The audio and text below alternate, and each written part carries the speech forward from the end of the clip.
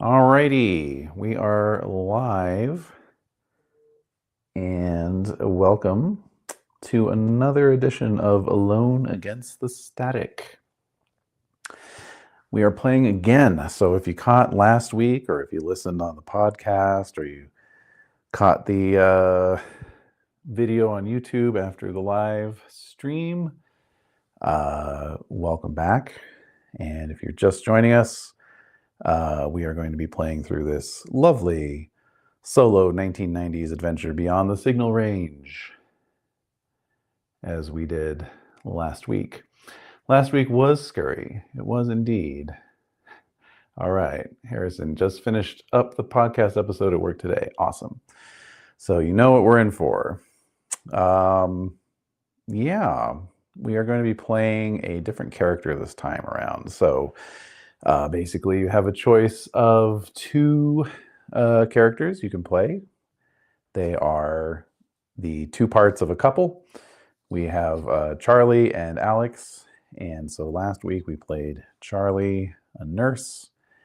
And this week we play Alex, who on the character sheet says is a salesperson. Trying to recall here. Let's see. But we have more details on Alex's.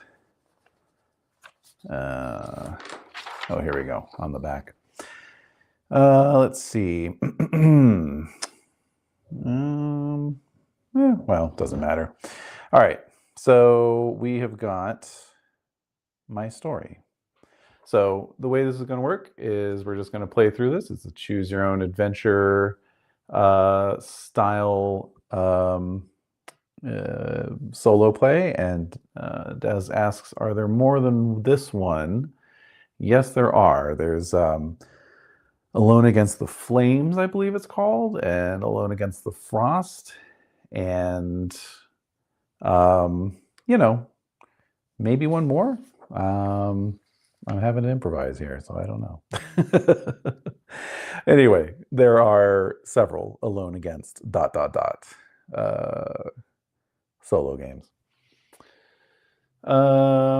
Yep, there we go. Alone Against the Tide. Awesome. Yes. And plenty from the 80s exist too, indeed.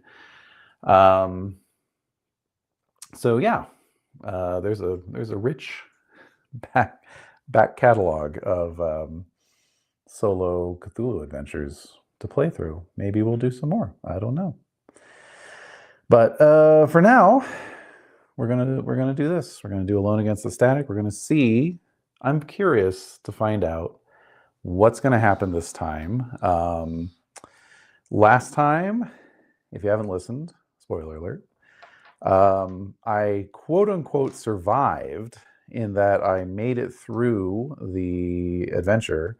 I didn't die at anybody's hands. I didn't go insane, or anything like that. I made it to an ending. And it was one of those classic horror movie endings where you think the protagonist has sort of gotten away with it. They got out of the, terror zone, only to have something bad happen to them. So, yeah. So anyway, we'll see what happens this time. There's clearly like different pathways that you can follow depending on what character you play. I'm sure that there are overlapping pathways as well. So I'm sure that for folks who have listened to or watched the last week, that we'll be re-encountering some scenarios or parts of the scenario, I should say, that we did last time. But I'm curious how many of those there will be. And I'm curious how much of a difference it's going to make playing Alex. So let's take a look at Alex really quickly on the character sheet. We've got a strength of 70, quite good. Con of 60, dex of 65, all good, above average. Intelligence, about average, 55. Size, 75, okay. POW 50, app 60, education 65. So Alex is well built. She's probably Pretty tall, broad-shouldered, well-muscled, physically fit person. I think, if I recall from last week, she does have an edge on Charlie in that regard. Let's see what else we've got. Anything that jumps out at me. We've got a fighting brawl of 55. That's good. I don't think Charlie had anything. Intimidate of 60. That makes sense. Being a big gal. Can take up some space, Listen 50. Pretty good. What's our spot hidden? 35. Not great. That's going to be a challenge. But a persuade of 60 is pretty good. So, yeah, strong indeed. Let's see. Yeah, if you don't count bursting into a tree. Well, yes. we don't talk about that part of the adventure. Technically it happened in the epilogue, so All right, let's see what we got here. Alex has been with Charlie for almost 5 years. Charlie seems less and less happy. Charlie's brother Mark recommended going to his vacation cabin for some time alone. It worked for Mark and his wife Julie. Maybe it will work for Alex and Charlie too. So again, if memory serves, Charlie was the one who was kind of more into considering the possibility that everything was over at this point. I think Alex is maybe hoping more that things are still salvageable. So it'll be interesting to see that come out in the text. Personal description, rugged or scruffy, depending on how charitable you're feeling. Okay. Traits, hopeless romantic. See, there you go. Fiercely protective. Ideology and beliefs, I only believe in what I can see. Significant people, Charlie, despite everything. Meaningful locations, the restaurant Charlie booked for their first date. And treasured possessions, a love letter written by Charlie. Okay. All right. So with all that in mind, we are going to start. So I will just, for the sake of being a completionist, I will read the starting text, which is the same regardless of who you're playing. Somewhere in the forgotten wilds where pine needles carpet the forest floor, something stirs. Wind whips around the black hills to places where bears, rabbits, and birds never visit. The trees of the surrounding forest shiver. Beneath the moist earth, something wakes. Shifting from beneath the soil, it erupts in silence from the ground. Its emergence reverberates throughout the wild. Far off, a wolf howls in mourning for what will soon pass. It pulls itself from the darkness and breathes. It blinks. All right, so yes, of course, we have to roll 3d6 for luck. So we're going to do that right now. Got my Pendragon starter set d6s. And they treat me kindly with a 12. All right, so that is 60 luck to start, which is not bad. My sanity is 50. Not too enthusiastic about that, but it is what it is. All right, so to begin your adventure as Alex, go to 1. Damn it, Charlie growls, struggling to fold an impractically large map over your car's steering wheel and avoid veering off-road into a tree at the same time. Can you just let me hold the map, you ask? No, I can do this just fine, Charlie says, then slams on the brakes to round another tight bend. It is late afternoon on a rural back road deep within the Black Hills of South Dakota. The sun is high, but the air is cold. You've seen nothing but pine trees and 2 narrow winding lanes for over an hour. Your car's radio is getting weaker. It splutters out a Neil Diamond song laced with static. Okay. Check/tick Alex on the log sheet. See, that was something last time. And I notice here it doesn't tell you to check/tick Charlie. So it should.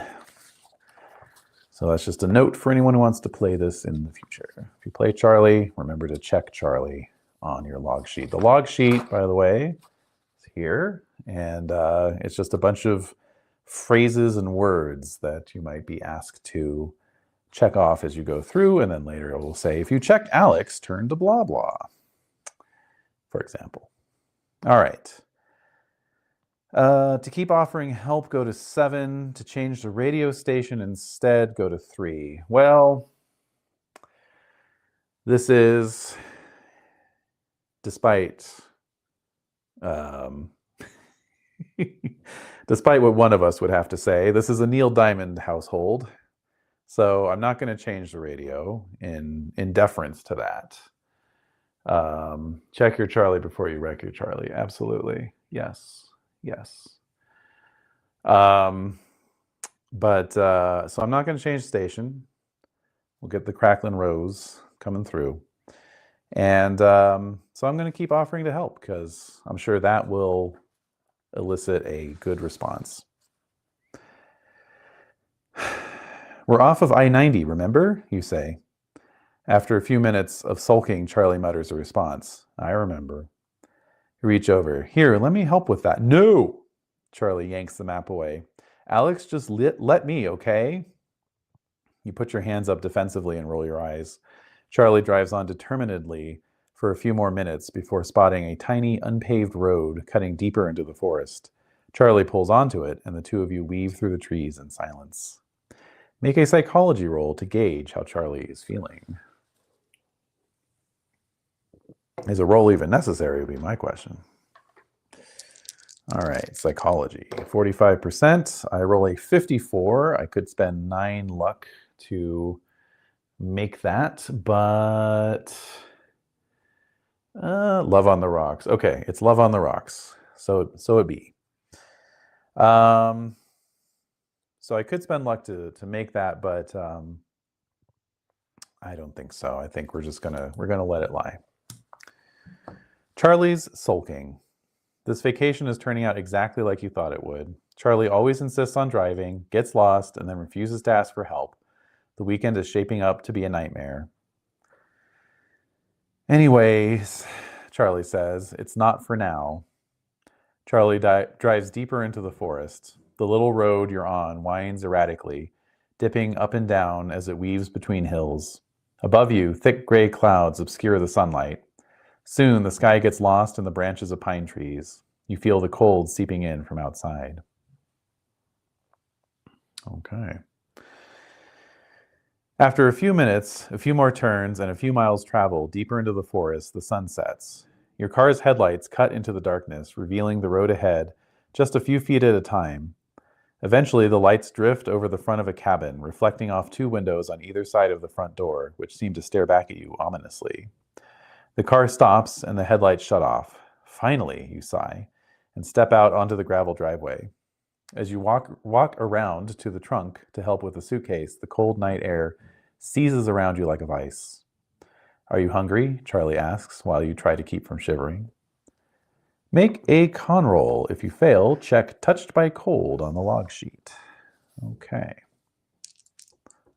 Con of 75, or my roll is 75, my con is 60. So I have been touched by the cold. Okay. We're going to check that on the log sheet. All right. Let's see. To say you are hungry, go to 6. To say you aren't hungry, go to 12. How petty am I feeling? Let's see. I think last time I went with hungry, so I'm going to go with aren't hungry. Not especially, you say. All right, let's eat soon, though. I'm starved. You take a brown grocery bag from the car's trunk, grab your suitcase, and walk to the cabin door. Charlie opens it up and steps inside. You follow, closing the door behind you to keep the chill out. The cabin isn't very big. It's just one central room with a double bed, a chest of drawers, and a corner set up to serve as a kitchen. There's no microwave. Both the oven and stove use gas.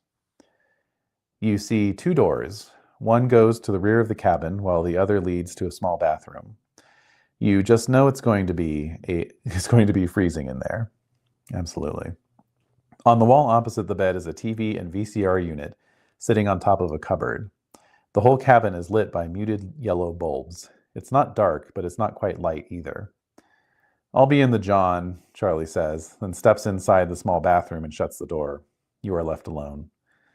You put your suitcase on the bed, take out a few essentials, then move to the kitchen and unpack your groceries. There is a gas fridge and icebox that, judging by the steady and not at all soft hum emanating from it, was installed sometime in the 1970s. So I like this. This is because, when we played Charlie last week, we did indeed go into the John and left Alex alone out in the cabin. So now we're getting to see things from Alex's perspective. All right. To get started on dinner, go to 13. To wait for Charlie, go to 16. All right. Well, he said he's hungry. We'll get started on dinner. There's a little round table in the corner of the kitchen. You sit at it and rest your head in your hands. You wonder how much Mark, Charlie's brother, paid for this place and whether it had been worth it considering he's never out here. You also wonder if the cabin fixed his marriage like it's supposed to be helping you and Charlie's relationship. Somehow you doubt it. Charlie emerges from the bathroom, sighing contentedly. Oof, sorry. I've been holding on to that one since we left Pierre. How charming, you mutter. Charlie comes up behind you and wraps their arms around your waist. You feel their breath on your neck, then the brush of a kiss against your cheek. I love you, Charlie whispers. All right. So, I accidentally went to the one to wait for Charlie. Oh, well, that's fine. To respond lovingly, go to 14. To change the subject, go to 17. Okay. Mark said it helped him and Julie. Yep. Yeah, we'll see. I will respond lovingly. I love you too. You turn your head toward Charlie and kiss back. Now scoot, I need to finish dinner. You busy yourself in the kitchen while Charlie flops onto the bed. I'm so glad we're here. Me too. I think it'll be really good for us, you know. Yeah. Like Dr. O'Brien told us, Charlie says, staring at the cabin's warped reflection in the mirror black TV screen. Getting away from everything to just focus on us will be great. I think it could be really healing. To talk about plans for tomorrow, go to 18. To reassure Charlie, go to 15. Well, I don't feel like he needs much reassurance. He seems to be pretty content, so let's talk about plans for tomorrow. You still want to go on a hike with me tomorrow? Charlie chuckles.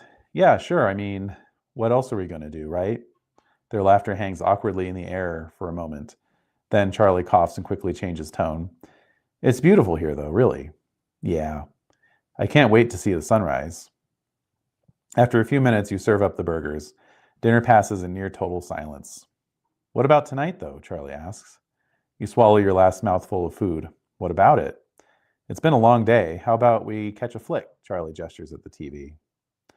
To agree, go to 19. To complain, go to 25. We'll agree. We're trying to make this work. Sure, you say. Charlie grins and takes the dishes and heads over to the sink to clean them. You walk over to the TV unit. It's a relatively cheap model from the late 1980s, sitting on top of a dusty VCR player. You switch both on and open a cabinet beneath them, wondering what videos Charlie's brother and his wife left behind. He sure likes scary movies, you say, looking over the titles. 15 different tapes, and you're sure that covers pretty much every major slasher film of the last decade. God, none of these look good. There's not even a single comedy? Charlie asks from the kitchen. Make a spot hidden roll. Oh, my forte. 35%. Oh, a 0.7. Oh, this is like last time, maybe. We'll see. All right, I succeed. As you're leafing through the tapes, you notice something at the back of the cabinet. You reach inside and pull it out. It's an empty slipcase for a VHS tape. It's flimsy. Someone has scrawled a title on it in black marker, The Flowers in the Stream. You incredulously read the name aloud. What's that? Charlie says. Empty case. Charlie walks over, wiping their wet hands on their pants. I've never even heard of that movie. Should have stopped at Blockbuster, you mutter. It looks like a bootleg. This is just the box, though. I can't find the tape. Maybe it's still in the VCR. Charlie leans over and presses the eject button. There is a whirring of internal mechanisms. Then the unit spits out a tape. Aha, Charlie says. You nod. Okay, well, rewind it and we'll take our chances. It can't be worse than any of these. You gesture at the smattering of schlocky horror tapes. All right, so we're going to check flowers in the stream on our log sheet. The flowers in the stream, there they are.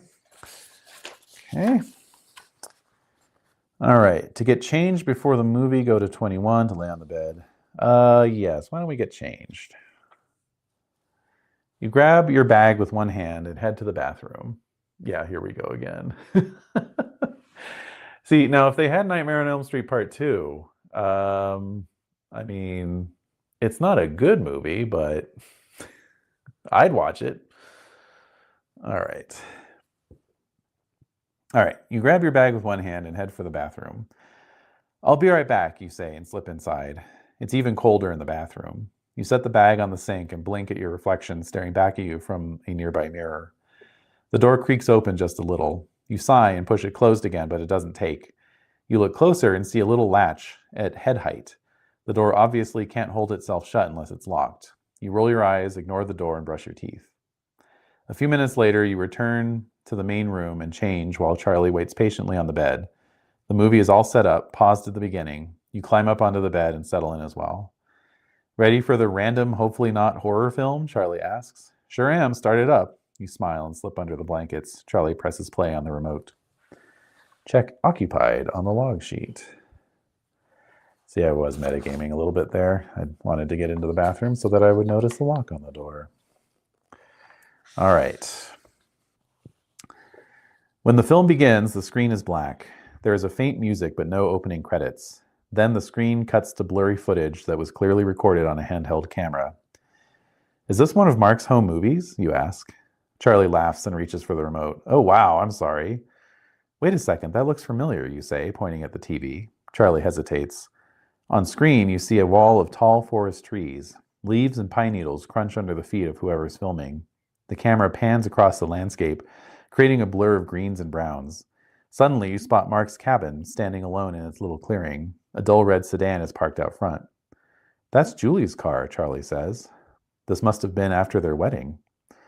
The camera is shaky. Wind rushes against the microphone, causing a brief flurry of horrid scraping from the speakers.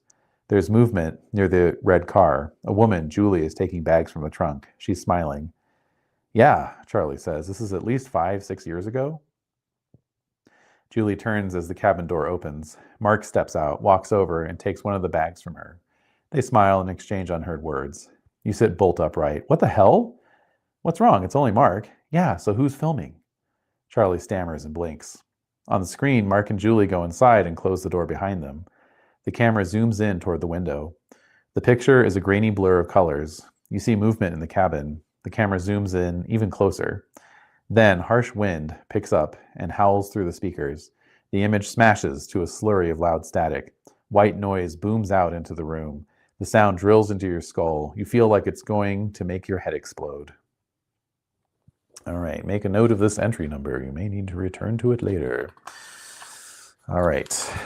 You know, I did that last time, and I don't think I ever did have to return to an entry, but who am I to question it? All right, number 22. All right, make a sanity roll. Made it. If you fail, lose 1 sanity. And check unsettled on the log sheet. Okay. To cover your ears, go to 29. To scramble for the dial and turn it down, go to 23. I am going to, yeah, phantasm. Totally. I'm going to cover my ears.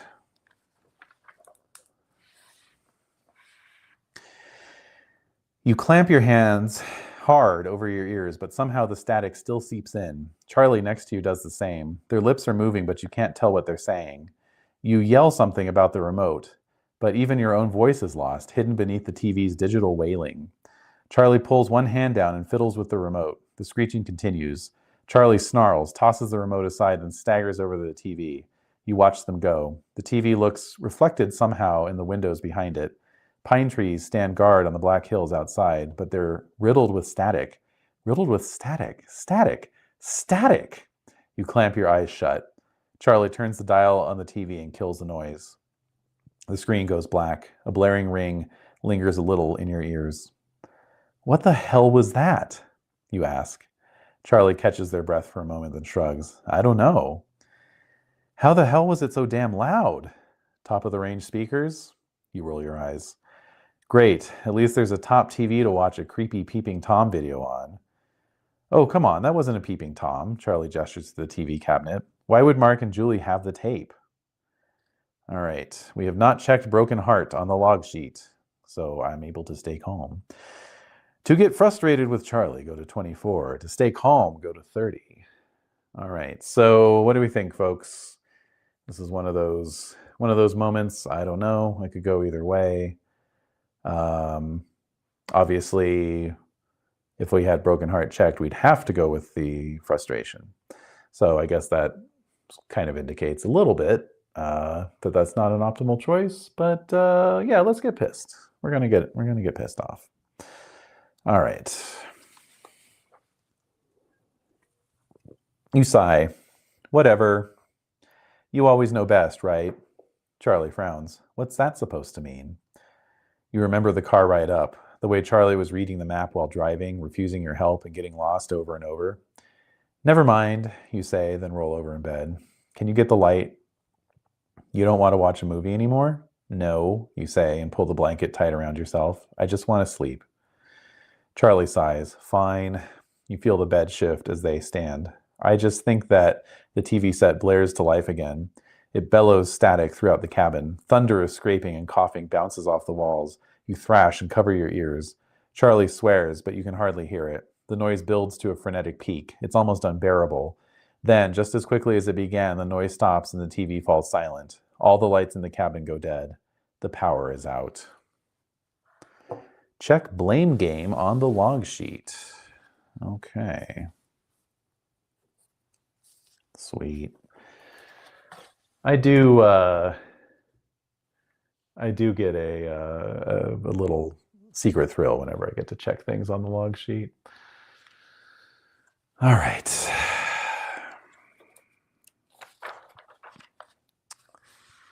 All right, here we go. The cabin isn't very big. It's just one central room with a double bed. Oh, wait, that's not right. Go to 31, not 11. Read, man, read. Charlie, you ask in the darkness. Yeah? What was that? Power's out, I think. You hear scrambling in the darkness as Charlie shuffles along the floor, one hand touching the wall. They flick the light switch several times. I thought this place was on solar power. Well, I guess solar power still runs out.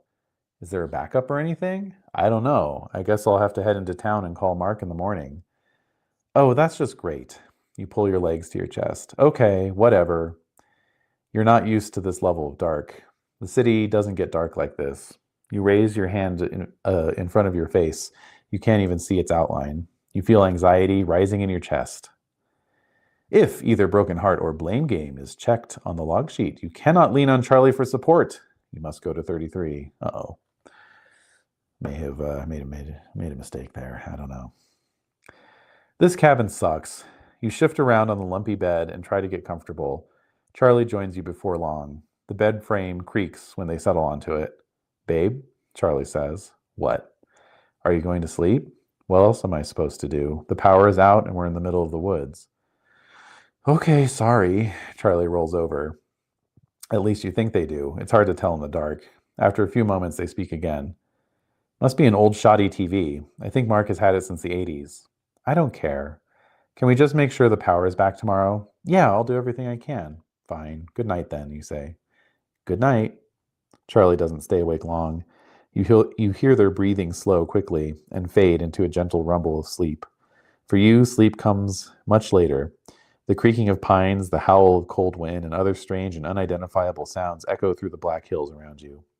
The anxiety in your chest burns as you lie silently in the dark. It's a relief when you finally fall asleep. Check nyctophobe on the log sheet. Ooh. Okay, we encountered that last time, but didn't actually have it checked. When you wake in the morning, you are alone. You stir in the bed and sit up. Babe? There's no answer. The only sound is the wind outside, carrying with it a gentle morning bird song. You get up and cross to the kitchen. There's a note taped to the chunky refrigerator, which is written in familiar handwriting. Sorry again. Just want this weekend to be special. Gone to town to get help fixing power. Back ASAP. Love you. You set the note down. Looks like you have a few hours to yourself. Oh boy. Oh boy. More than a few hours if last time's any indication. All right. To eat some breakfast, go to 35. To go for a brisk walk, go to 37. Let's have some breakfast. You scrounge up some bacon and eggs. The spit and splutter of cooking fat fills the kitchen. The let-in quiet out here is unsettling. More than once, you make to turn the radio on before remembering that it won't work with the power out. You poke at your eggs idly with a spatula and slowly run your eyes across the room. They land on the dormant television set. Your heartbeat quickens. You frown. It's embarrassing how much that stupid videotape affected you. You roll your eyes and turn off the gas. You eat your hearty breakfast in silence. Once you're done and have washed the dishes, you realize you've got nothing else to do, so decide to go for a walk. So I can leave right away or wait a few minutes in case your partner returns. Let's leave right away. Outside, the air is fresh, the sun is warm, and the sky is mostly clear. You fill your lungs with the scent of moist soil and pine trees. You take a few steps forward and peer down the driveway. It weaves away into the woods. The trees are so thick here that you'd probably have a better chance listening out for cars than looking for them. You turn and head down a walking trail just by the cabin. The earth has been worn smooth by the hiking shoes of innumerable visiting families. So, I can slowly get excited about this vacation or grow even more anxious. Oh, let's crank up the dramatic irony and have me get more excited. I just remembered what I avoided by not waiting in the cabin. Oh, God. Okay. The nature surrounding you eats away at the stress layered into your being. You feel yourself truly smile for the first time in weeks. It happens without any effort on your part. It feels good. You close your eyes and turn your face to the sky. The fresh air and sunlight kiss your skin. It's glorious. Off to the left, you hear running water. You open your eyes and look towards the source of the sound. It's coming from just off the trail you've been walking along. All right, so last time we investigated the sound, and it turned out okay. So let's, for the sake of doing something different, let's stick to the road. It's time to keep walking. You refocus your mind and head determinedly down the trail, farther down the Black Hills and deeper into the forest. It's a pleasant hike. Sunlight filters through pine branches and casts up dancing shadows all about you in the cool morning air. After about a half hour or so, you feel nature calling and step behind a tree to pee. You are fumbling with your clothes when you spot something. Ahead, off the trail and nestled in a narrow valley, is a dilapidated wooden shed. All right, folks. We investigated the shed last time. If you listen to that one, you know what's in there. And it's good stuff, honestly. And there were some things we weren't able to uncover, some clues we weren't able to uncover. So we can go to the shed, the call of the shed, yes, indeed. Or, again, for the sake of doing something different, we could just keep on walking. What do we think? I think in the shed, I mean, I feel like that's probably a good one. But if anybody has any other opinions on it, let me know. Speak now or forever hold your peace. Shed. Okay, you got it. We're investigating the shed. You step through the small clearing where the shed leans, lopsided against a rocky, moss-ridden mountain wall. It's not large, maybe half the size of Mark and Julie's cabin. It's made entirely of wood. A rotting piece of pine serves as a makeshift door that's only just hanging from the frame. The place looks like nobody has been here in years. Oh, Harrison, sorry I didn't see that in time. Keep on walking just to see the other option. Yeah, I was tempted. You step closer to the shed and put your hand against the door. It swings in slowly and easily. The shed is dark inside. You see the faint, shadowy blotches of furniture hidden in the gloom. Ah, see? Here we go. Here's something different. If nyctophobe is checked on the log sheet, the darkness makes you nervous. Go to 80. Okay. Didn't get that last time. It's dark in there, really dark. If your partner was here, you know they'd make fun of you for being a little scared of the dark. What of it, though? What's wrong with that? So you're sometimes scared of the dark. Well, this little shed is dark, so you don't want to go inside. Is that so bad? Make a sanity roll. Okay. Ooh, we failed. All right. You consider entering the shed for a moment, but shiver a little at the thought of being trapped in the tiny dark shed. God damn it, you mutter to the forest. If only your partner had fixed the damn power already. You can't bring yourself to enter the shed. You turn away from it and go back to the walking trail. See, there we go. Best of all worlds. You continue your hike for about a half hour, then turn around and head back home. Make a note of this entry number. You may need to return to it. Wow. We missed out on a real clue bonanza. We know that much. We lose 1 sanity, though. Cheers. All right. You crest the rise that leads back to the cabin. The sun is high in the sky. It's late morning, soon to be afternoon. You sigh. There's no sign of the car, and therefore you're probably still without power and your partner, for now. You head inside. Everything is well lit by the late morning glow. You change out of your walking clothes and leave them on the bed, then head to the bathroom to shower. If occupied is checked on the log sheet, you remember a minor detail and must go to 86. Thank God. You close the door behind you and turn on the shower faucet. Water cascades into a waiting tub below, filling the room with a constant loud drizzle that is almost reminiscent of white noise. The pressure is lousy without power to the pump, but gravity does most of the work. Thank God the water heater is gas-powered. You pause, remembering that the bathroom door doesn't keep itself shut. You push it closed harder and put the latch on to secure it in place. You step into the shower and wash the morning hike away. All right, stay for a while and enjoy the soak, or shower quickly. Well, I think we enjoyed the soak last time, so we'll shower quickly this time. You get out of the shower and dry off. You step back into the cabin and decide to get dressed. To put on jeans and a t-shirt, check practical on the log sheet. Or to put on warm, soft track pants and a sweater, check comfortable. All right, we're putting on jeans and a t-shirt. Practical. Nice. All right. Freshly dressed, you feel renewed. Now, what to do with the afternoon while you wait for your partner to return? Hopefully they have a solution to the power problem. I can make some food. I can search for flashlights and batteries so I have light for when it gets dark. Or I can try to restore the power myself. Ooh, see, now that's an option that I had thought would come up last time, and it didn't. So I'm jumping on that one. Try to restore power myself. I hope this doesn't result in my untimely demise. You slip your shoes on instead. Wouldn't that be funny? That just ended with me electrocuting myself. You slip your shoes on and step out of the cabin. You trudge through the foliage that skirts the cabin walls as you make your way around the building looking for the generator. You find it on the back of the cabin, a big metallic box that was once painted beige, but now faded and chipped. It looks a bit like a cabinet with a pair of doors at knee height. You stoop down and open the doors. Funny, you expected them not to open so easily. Inside are what look like 2 tall and thin car batteries connected with wires to one of those boxes with a needle that jumps up and down measuring whatever it was designed to measure. The needle is currently at 0. Make a hard mechanical repair roll. Okay, I have to roll a 5 or less. Cool. Nice. Great. Great for me. Got to roll that 7 again. Let's go. 98. Okay, cool. Cool. Fortunately, there's no penalty for rolling a fumble. Okay.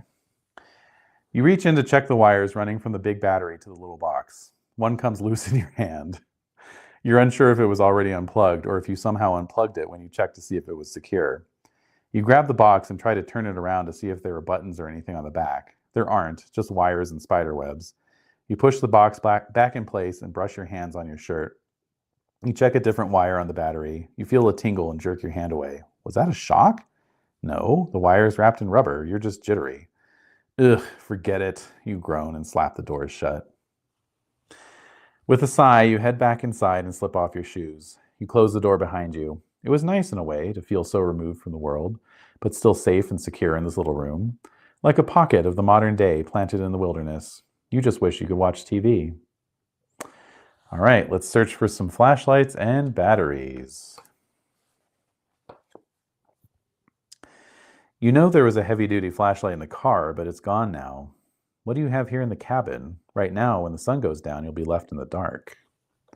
Making that spot hidden roll. A 05. Are you kidding me? Seriously? All right, the gods are playing with me. I am but their toy. I mean, look, I'm happy I succeeded on the spot hidden roll, don't get me wrong. But, yeah. Yeah, I keep hoping one of the Alone Against will incorporate fumbles someday. Yeah, I mean, obviously it would require more entries, so I'm sure that's why we don't get them as often. I think there were some in this book that were like, if you roll a 99 or above or something like that. Maybe I'm misremembering. All right, I succeeded. In the cupboard beneath the sink, you find a little plastic container with a mini flashlight in it. You switch it on. It works, but the beam is weak. The batteries are probably dying. You look for spares in the pantry, the bathroom, and in the bedside tables. Eventually, your gaze settles on the TV cabinet. You cross the cabin to the television and perch on your knees in front of it. You open the cabinet and scan over the videotapes. You move some of them aside to look deeper into the cabinet. In the dark, right at the back, you find a blister pack of batteries. They must be kept here for the remote control, but they fit the flashlight. Jackpot. You swap the batteries out. The beam becomes much stronger. All right, check fully charged. Fully charged, yeah. If well fed is checked on the log sheet, no. All right, so I gotta cook some food. You head to the kitchenette. You're glad the fridge and stove are powered by gas. You cook up a meal and then enjoy it alone on the little dining room table. Okay, now I can check well fed. Move these dice out of the way. Well fed. I have not checked survivalist. Check/ticked survivalist. So I can eat and enjoy the food or pick at the plate unenthusiastically and worry about my situation. Well, look. I went for the walk. I felt better. I didn't go in the creepy shed. Found some batteries for the flashlight. So overall, I think I'm doing well. So I'm going to eat and enjoy the food. I haven't run into any creepy guys yet. I'm sure that's coming.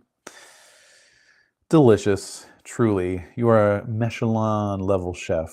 Anyway, if fully charged or running on empty are checked on the log sheet, you're bored. Let's see. Fully charged. I'm bored. Go to 108. You can't think of anything else to do in the cabin, and restlessness is creeping in. For a while, you lie on the sofa and read an old beat-up paperback from a shelf in the corner. You think it's pretty good, but a little flowery and overwritten, not to mention how grating prose written in the second person can be. All right.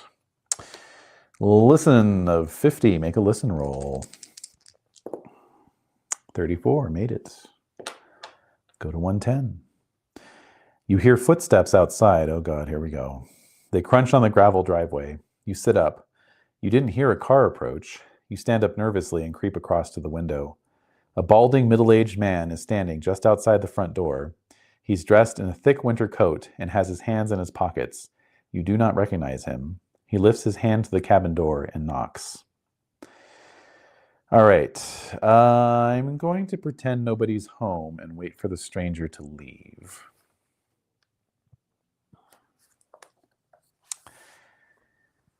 You wait a few moments, then you hear him step away from the door. You move to the window and look out. You see him leaving. He doesn't head down the driveway. He takes the trail that leads to the forest, the same trail you went walking on earlier. All right, so are we following the stranger or are we closing the door and making sure it's locked? Oh, hey, Rainy, what up? just in time to register a vote on the wisdom of whether to follow him down the trail. So that's what we did last time. I'm kind of liking the idea of trying to just stay in the cabin as long as possible. But if folks feel like, I should go chasing after this guy, let me know.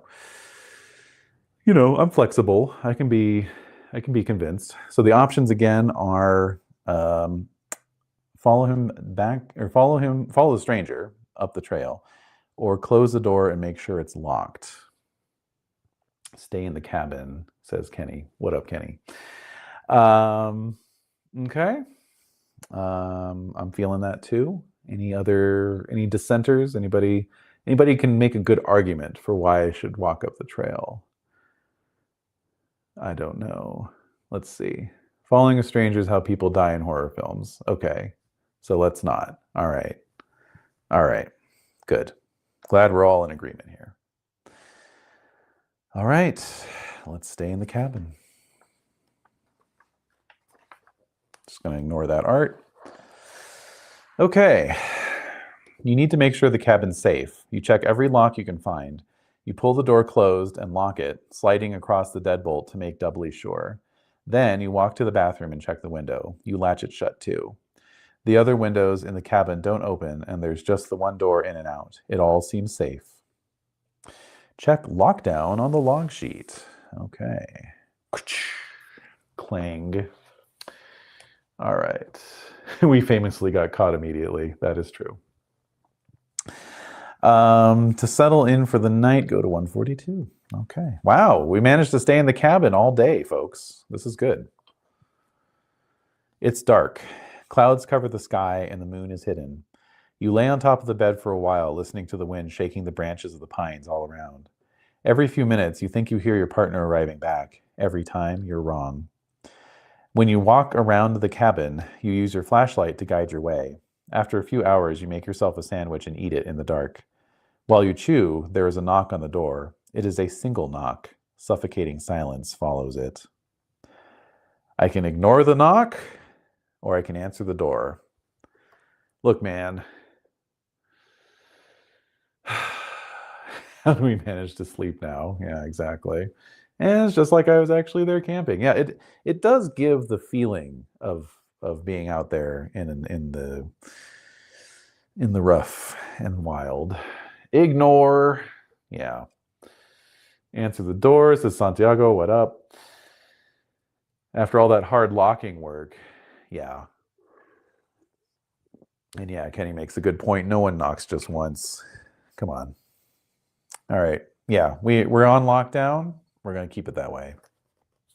He can bust down the door if he wants. You finish your sandwich and put the plate in the sink. There is no further knock at the door. You were right. It must have just been something tossed at the cabin, brought on by the wind. As the night goes on, it gets colder. You use the flashlight to go back to bed and get under the covers. On the cabinet at the foot of the bed, the television turns on. The power is back. To turn on a light, go to 184. To turn off that awful TV, go to 185. Yeah, that's what we're going to do. You hurry over to the television. You hit the power button. Nothing changes. The screen remains tuned to the VCR, displaying slightly illuminated black. It's quiet. The VCR is purring. The TV is dim. Depending on your choices, you may return to this entry several times. Select an option you have not already chosen. Aw, man.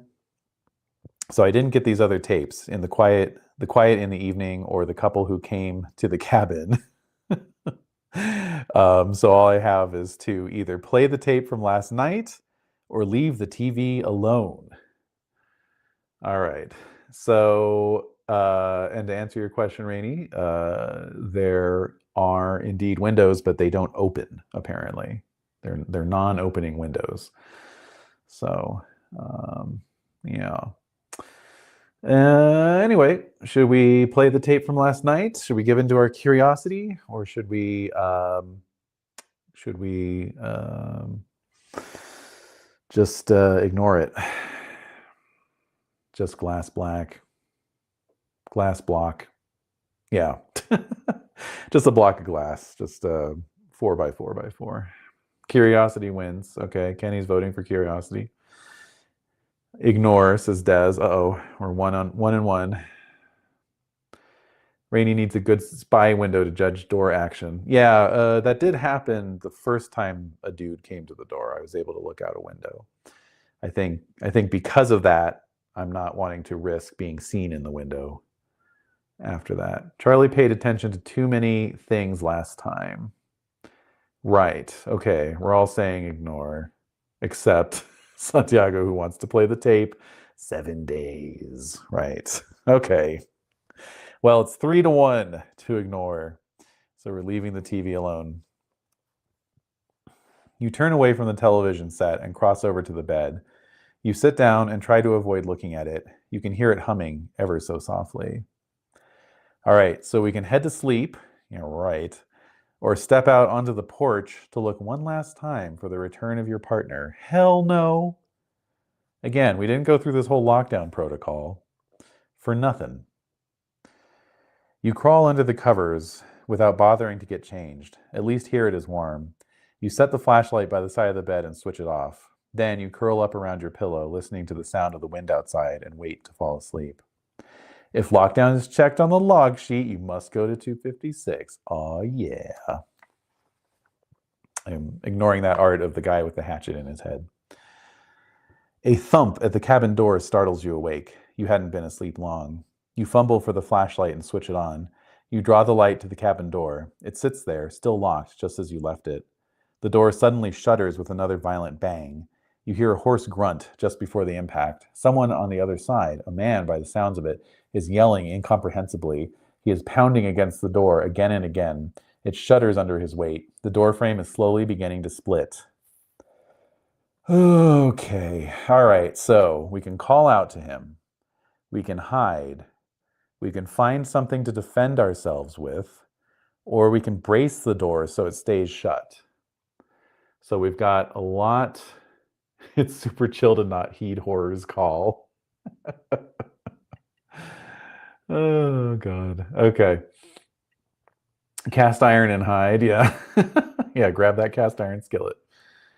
My brawl is actually decent. It's a 55. And let's see, do I have a damage bonus? I do. I have a plus 1d4 damage bonus. So I can actually defend myself pretty well. Yeah, this is the more fighty of the two. Yeah, for sure. Okay. Yeah, okay, yeah, Santiago. I've seen Indiana Jones. That's right. Find something to defend yourself with, says Kenny. Yep, I think that's, yeah, thanks for pointing out the brawl. I'd forgotten about that. So let's grab that skillet or kitchen knife or whatever it may be. You search around for something, anything to defend yourself with. Okay. I have not checked in case of emergency. I have not checked razor sharp. I have not checked close to hand. To improvise. So in that case, my only choice is to improvise and grab the closest thing to hand. There's got to be something here you can use. Your eyes snap between unpacked vegetables, abandoned videotapes, and neatly folded linen. Make a spot hidden roll. Oh, buddy. This is going to be worth spending luck on if I can. Okay. A 17. I made it. Okay. My spot hidden is abysmal for those of you just joining us. All right, so I succeed. Instinct takes over. You sprint to the kitchen, open the drawers inside, feel around the silverware. Your fingers close around a steak knife. It'll have to do. You step out of the kitchen and make your stand just by the front door. You grip your steak knife tightly in one hand. After just a few seconds, the door bursts open and the stranger steps inside. He charges right at you. Check last resort on the log sheet. Okay, and ignoring the hatchet art as usual. The stranger is bigger than, well, he's bigger than me. I'm size 75, size 75. He is crazed, wild, and violent. He thrashes with empty hands at the air around him as he crosses the room in large, rapid strides, closing the distance. All right, I'm gonna cut this motherfucker. All right, you lash out at the stranger. Make a fighting brawl roll. If red-handed is checked, Roll with a penalty die. Well, it's not. Ha! All right. 55 or less. Yeah, I know, Santiago. Maxing spot hidden is the way to go. All right, I rolled a 79, so I'm going to spend 24 luck. Let's see, so that's 40. So my luck's down to 36 because I'm not leaving this up to chance. All right. The stranger is deranged and dangerous, but you're strong, skillful, lucky, or a combination of all three. It's a combination of all three. You land a solid strike. All right, last resort is checked. You must go to 267. Your steak knife sinks deep into the stranger's belly. Oh, God. He lets out a high-pitched whine and stumbles back. He pats frantically at his stomach, leaving great bloody smears across the front of his clothes. "Murderer!" he cries. "You've murdered the child!" He collapses backwards against the wall, hissing. You can see his madness plainly in the way he glares. This guy is hurt, but he's not going to stop. You're pretty sure if you shot him, he'd somehow keep coming. The endless, implacable rage burning in his eyes is terrifying to behold. The stranger starts to fumble at the wall next to him and haul his bleeding body back to the fight. You let the bloody steak knife fall from your clasped fingers. There's no way you're going to give up an opportunity like this. While the stranger is wounded, you spin around and sprint through the open cabin door. His howls of rage grow quieter behind you as you tear off into the woods. Yes, I murdered the child. So it goes. So it goes. All right. Don't like this dude. No, I don't either. All right. You dash out into the night, running as far and as fast as your body can manage. The cold air burns your lungs. The surrounding trees sound alien as they rustle, making you all the more terrified. Every few minutes, you emerge from the trees to a section of dirt road. You keep praying that you'll see your partner's car arriving, but deep in your soul, you know it won't come. After almost an hour of mad flight, you come to a crossroads. You recognize it from your journey up to the cabin. You're not sure which direction leads to the highway and which leads deeper into the woods. The forest feels inescapable. Make a navigate roll. Well, I have a navigate of 40, so that's actually not too bad. That's not too bad. All right.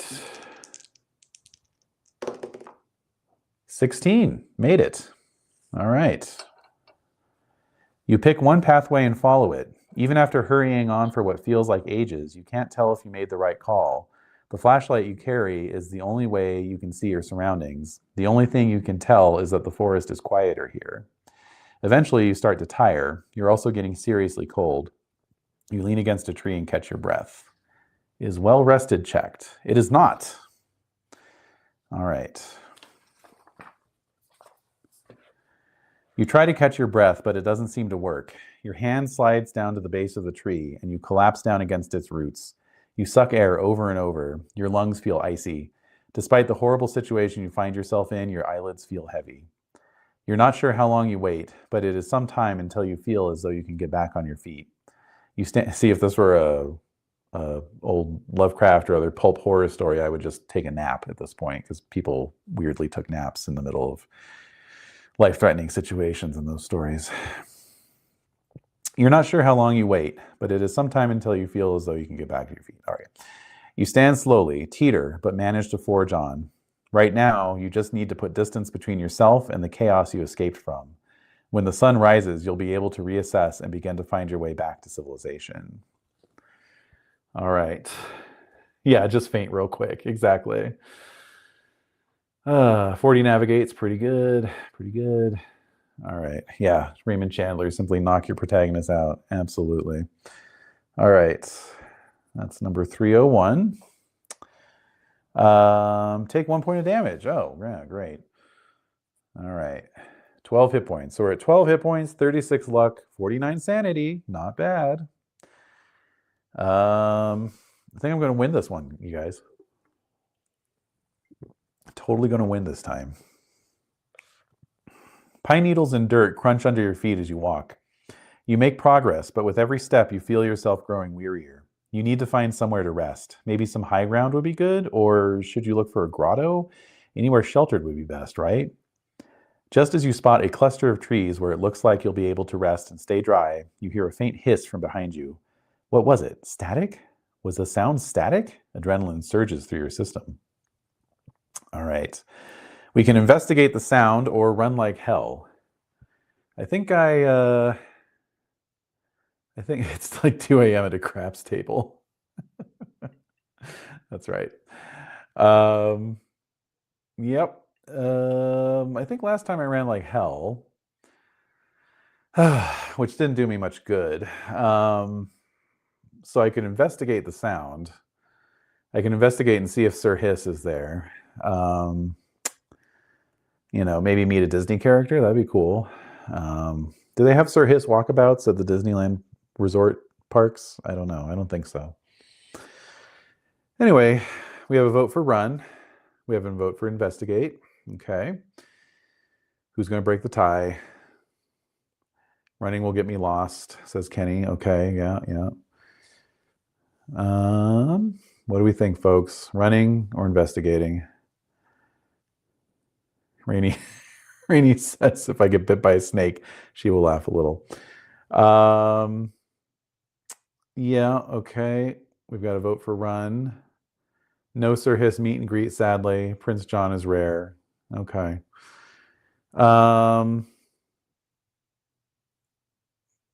Investigate, okay. Just for the sake of the difference. Yeah. What would I roll to investigate? I don't know. That's the problem. It could be anything. Could be spot hidden, could be listen, could just be making a sanity roll if I see something horrifying. Yeah, let's go with investigate just for the difference. You turn to face the direction the sound came from. You can't hear it anymore. Hello? You ask the darkness. It does not reply. You direct your flashlight in front of you. Its light reveals tree trunks, stones, and fallen logs. Nothing unusual. Have we checked running on empty?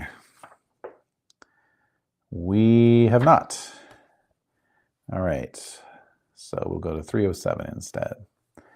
Your flashlight flickers. Your heart jumps to your throat. Have the batteries died already? You shake and slap the lens, and the beam stabilizes, nice and solid. Phew. Lucky you took the time to find new batteries. Oh my God, can you imagine? Can you even imagine? You search the area in front of you more carefully. The strong light keeps the shadows at bay and makes you feel more secure.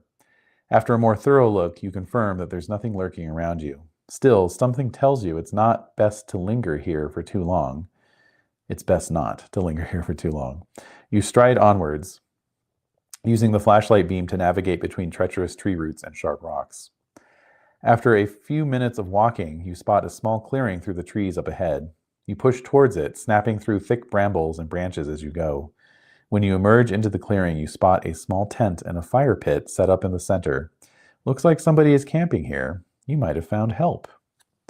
Have I checked familiar face or wrong turn? I can tell you I have not, and I have not. Okay.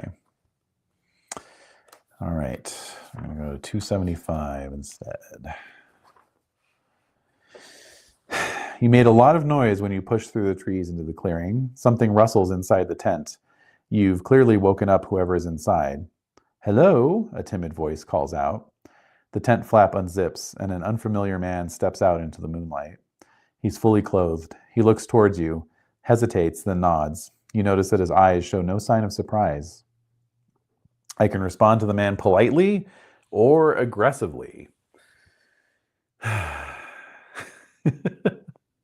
Yeah, my partner supposedly drove into town to get help with restoring the power that went out in the cabin, even though it's a solar-powered cabin.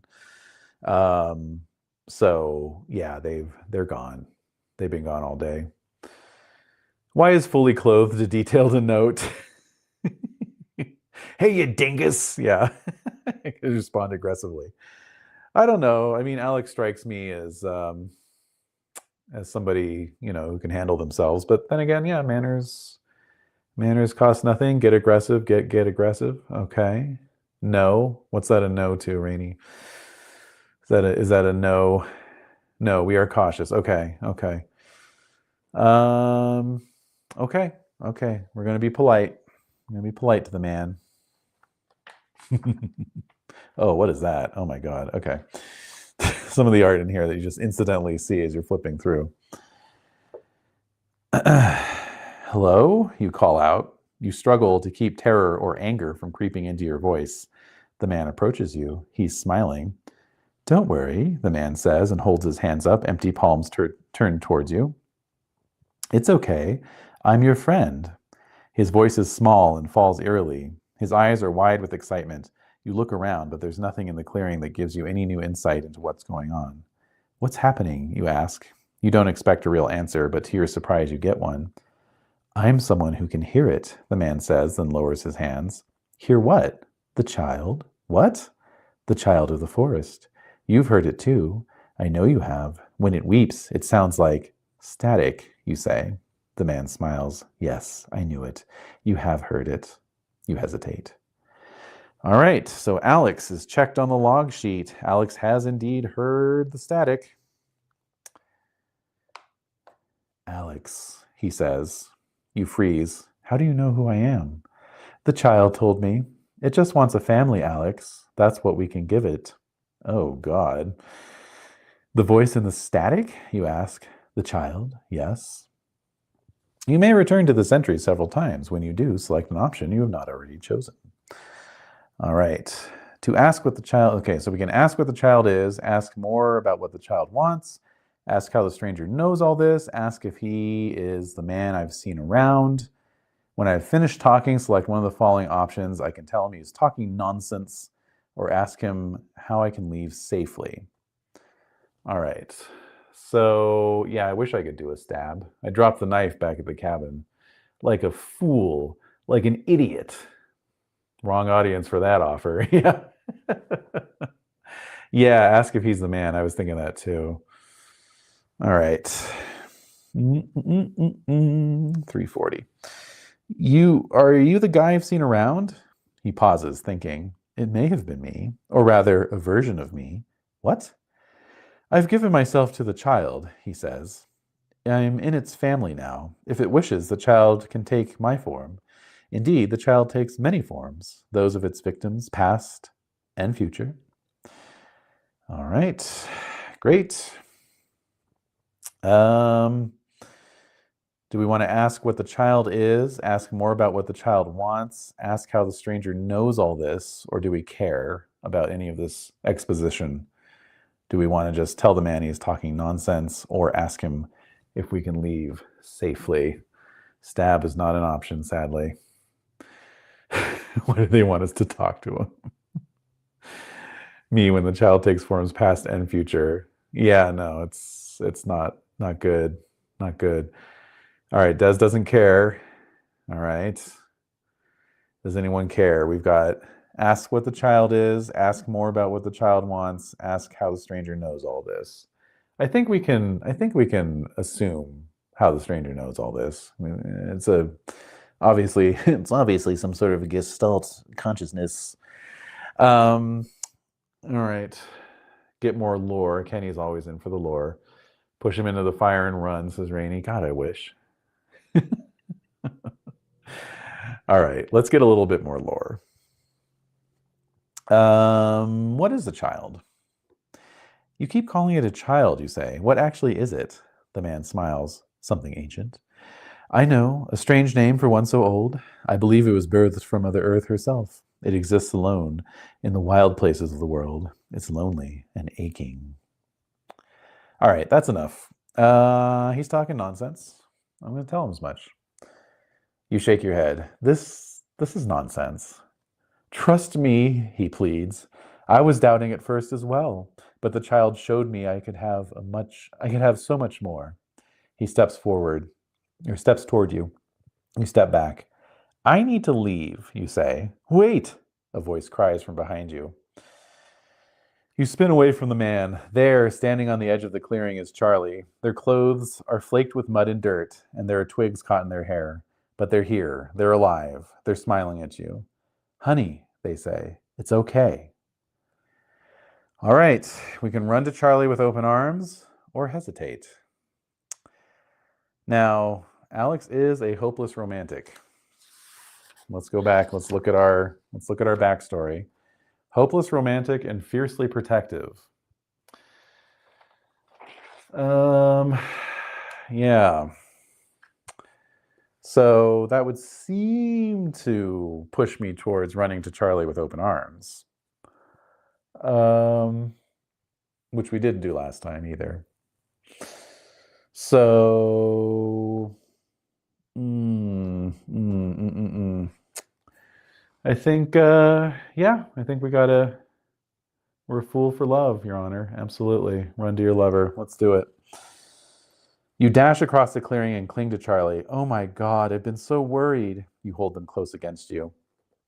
If broken heart is checked, is it? No, it is not. Okay, so we're going to go 352 instead. Charlie hugs you back. I know you have. Don't worry. Everything is going to be okay now. We're all together now. You feel Charlie's hand stroking the back of your head. You pull away. You don't have time for this right now. Charlie, where's the car? We must get out of here. We have to go now. Charlie looks back at you sadly and shakes their head. No, honey, we can't go. We have to stay here. The way Charlie speaks is all wrong. Standing closer now, you notice 1,000 subtle details that don't fit with the person you know. This isn't Charlie. I know you're nervous. I'd try to explain everything, but I don't think there's much point. They raise their arms and open them wide. I'll just show you. All right. Arrival. Is arrival checked? It is not. Okay. You can't bring yourself to answer. Your mouth just opens and shuts like a fish's. Charlie watches you for a long time, then bows their head. Your heart drops. I need you, Alex, Charlie's voice says, but this time it comes from behind you. You spin around and see that the man who crawled out of the tent, body unchanged, is now wearing Charlie's face. There's 2 of them now. They're on either side of you. I need you like I needed Charlie, they say, and when they speak, their voices merge, overlay, and bleed static. You're here now. We can be together, we 3, we 4, all of us. Please, come with me. Make a note of this entry number. Ooh, I may need to return to it. Does that mean I'm not dead? All right, make a sanity roll. Woo! Yeah, woo, yeah. 35, I made it. All right, so I don't lose 1d6 sanity. All right. Not the sexy dream I asked for. Absolutely not. All right, so do we agree? Do we agree to go with Charlie's, or do we refuse? It seems to be indicating that I have a chance to survive this because it's saying I may need to return to this entry later. So that's an emphatic no from Rainey. So yeah, and an emphatic no from Des as well. What WTF? Okay. Look, I just thought I'd ask. All right. No, you say, I don't want that. What? I don't care what you or anybody else says about the child. I want to go home. I want to leave. You see your partner's face fall. I'm sorry, honey. I'm sorry I couldn't make it painless. Your partner's face bulges. Pine needles sprout from their cheeks and emerge covered in blood. Their mouth opens and a thick, fleshy tentacle laced with pale blue veins and coated in saliva unfurls. I don't know if you could hear Des screaming in the next room there or not. You hear your partner's voice screaming. The child is given form. From its flesh emerges a true manifestation. A dozen more voices join the noise. They're laughing, shrieking, and crying. They're chanting something. A name. They repeat it again and again. Ushtika, Ushtika. Your partner steps closer. Clothing sloughs away from their body as their chest spills open into a sphincter-like maw. Not sphincter, from which echoes a horrid swarming hail of static. All right. I thought that was a cat. Oh my God. Okay, so it is giving me the option to fight or run. I can fight or run. Got a brawl 55. I can punch the sphincter. I can punch it right in the sphincter.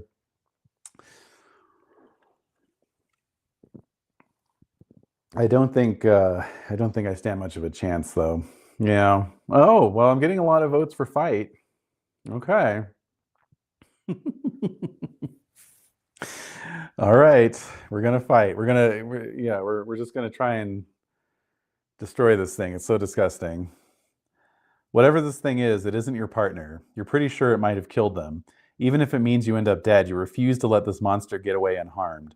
As the horrific mutation proceeds, you lunge forward and attack, striking wildly with all your might. Make a fighting brawl roll. Come on, baby. A 9, everybody. A 9. Yes. All right. Success. You land a solid blow right against the monster's face. All right, it's not asking me to roll damage, but I'm just going to roll damage anyway. Because how often do you get to roll 2d3 plus 1d4 damage? Come on. Oh, never mind. That's 2 points of damage. Okay. All right. No, I landed a solid blow, like it says right here. Your strike splits the flesh, and it rips away into nothingness. The creature itself is completely unharmed. How could you possibly hurt it? It is an erupting, mutating beast. But in the one moment you strike it, you take back some measure of control. You rip away your partner's face from it. That simple gesture is enough to make your heart surge with righteous victory. This thing can't take everything from you. You don't hold the beast back for long. It grabs at you with a tentacle that comes whipping at your side. As the tentacles boil and writhe before you, an alien voice resonates in the forest around you. This is your last chance. Accept the child and be born anew, or reject it and suffer. Okay. I have not checked temporal steel or knife to a gunfight, so basically my options are to accept and be born anew, or refuse and suffer. Yeah, so I mean, I'm feeling a reject. Yeah, we're going to choose suffering. F that alien. That's right. That's right. All right. I'm always checking temporal steel. All right, we're going to refuse and suffer. The votes are in. All right. I will say accepting it is pretty cool. Nah, we got to suffer for love, like Des says. So here we go.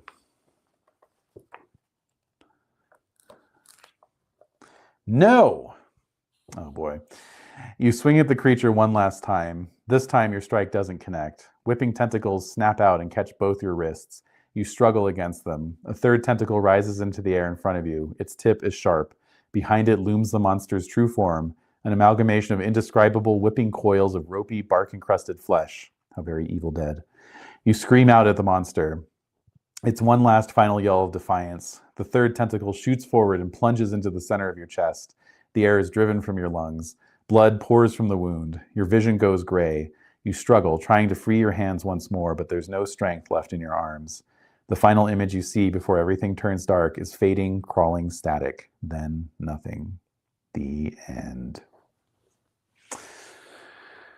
All right.